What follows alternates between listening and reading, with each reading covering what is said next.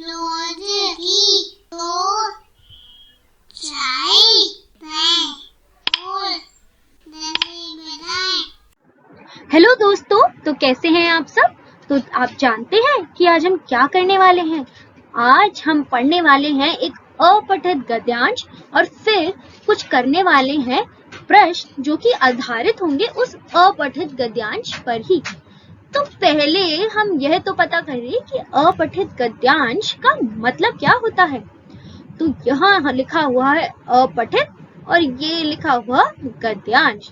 तो अपठित का मतलब होता है जो पहले पढ़ा ना गया हो। तो कोई चीज जो हमने पहले कभी ना पढ़ी हो, ना किसी पुस्तक में, ना किसी अखबार में, जो कहीं ना पढ़ा हो, वह होता है अपठित। और गद्यांश का मतलब क्या होता है। गद्यांश का मतलब होता है एक अनुच्छेद। क्या होता है? एक अनुच्छेद। तो अपठित गद्यांश का मतलब क्या हुआ? अपठित गद्यांश का मतलब हुआ एक ऐसा अनुच्छेद जो कि पहले कभी भी ना पढ़ा गया हो।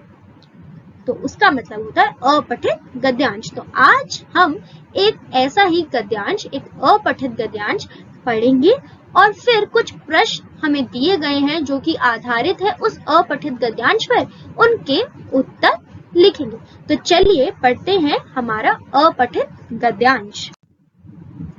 निम्नलिखित अपठित गद्यांश को पढ़कर पूछे गए प्रश्नों के उत्तर लिखिए।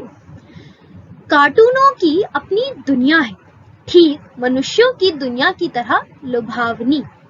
कार्टून ऐसा चित्र होता है जिसे देखकर मन खुश हो जाता है। आजकल तो कार्टूनों के माध्यम से अनेक तरह के रोचक कार्यक्रम दिखाए जाने लगे हैं। कार्टून बच्चों को ही नहीं, बड़ों को भी अच्छे लगते हैं। नीरस और उबाऊ विषय भी कार्टून के द्वारा सरस व रोचक बन जाते हैं। इसलिए बच्चे कार्टून की किताब मिलते ही उस पर झपट पड़ते हैं और जब तक वह खत्म न हो जाए पढ़ना, खेलना, सोना, यहाँ तक कि खाना भी भूल जाते हैं।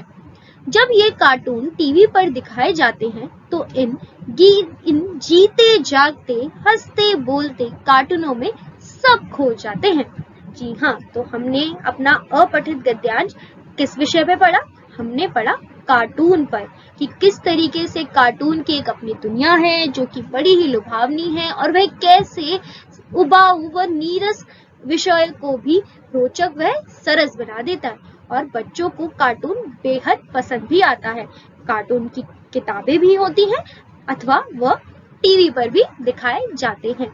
तो यह था हमारा अपठित गद्यांश। तो चलिए अब पढ़ते हैं इस पर आधारित कुछ प्रश्न और देते हैं उसके उत्तर।